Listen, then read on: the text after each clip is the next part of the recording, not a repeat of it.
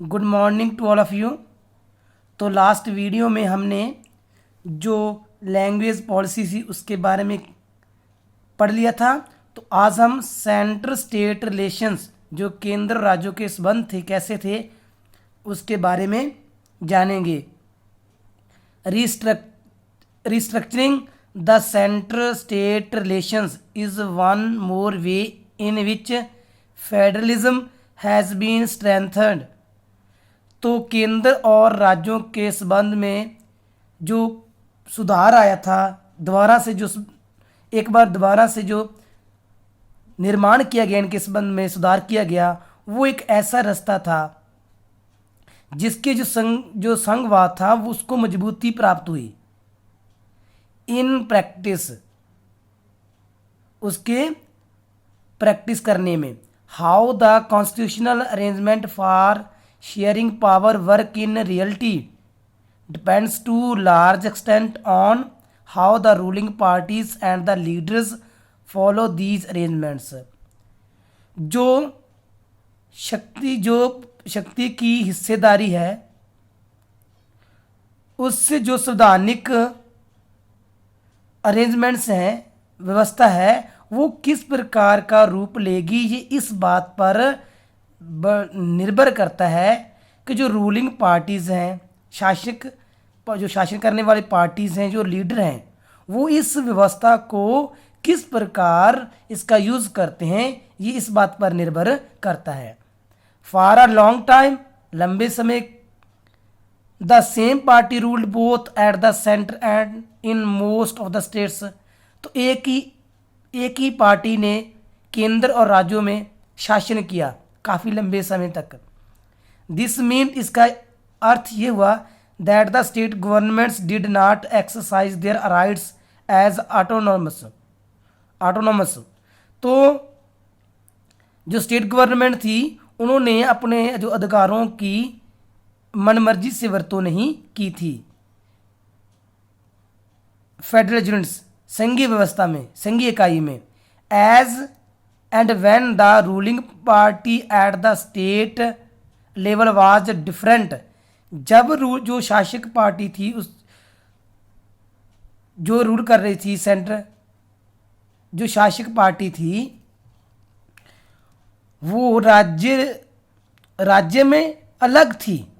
That ruled at the central tried to undermine the power of the states.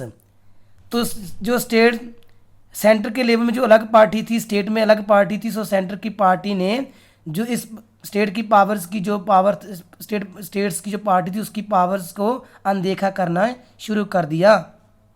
In those days the central government would often misuse the constitution to dismiss the state governments.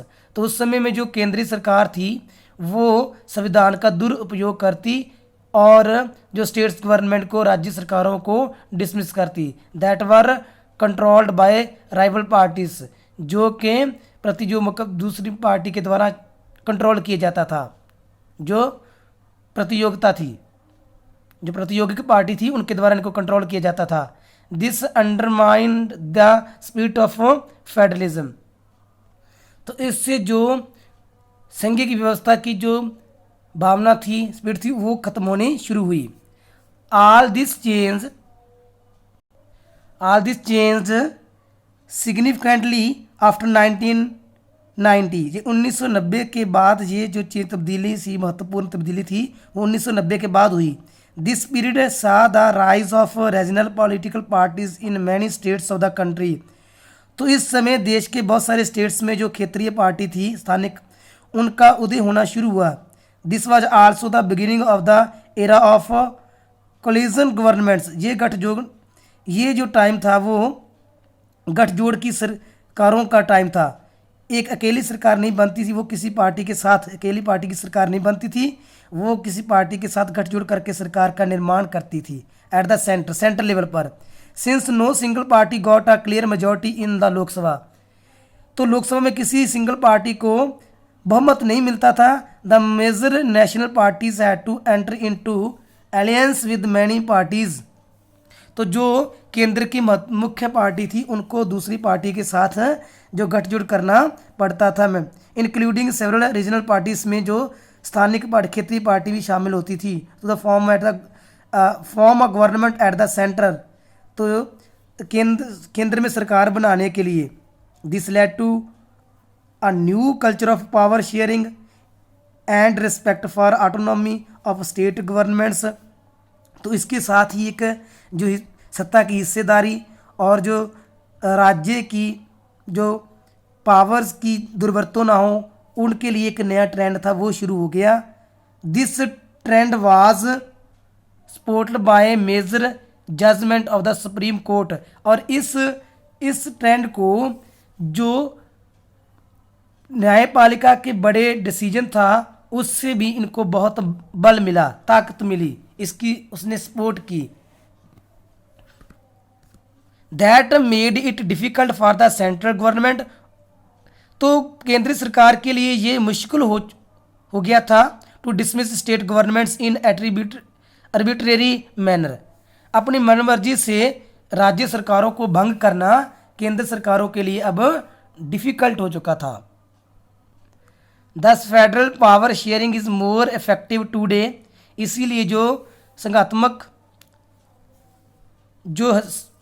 में जो सत्ता की हिस्सेदारी है वो ज़्यादा प्रभावशाली है। It was in the earlier years after the constitution came into force, चाहे इसके बाद जो संविधान था वो पावर में आ चुका था, परंतु उससे भी ये महत्वपूर्ण था, जो सत्ता की हिस्सेदारी थी वो ज़्यादा इफेक्टिव थी।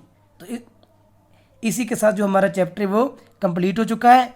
तो नेक्स्ट वीडियो में आपके जो क्वेश्चन आंसर है वो ऐप में सेंड कर दिए जाएंगे। Thanks, have a nice day.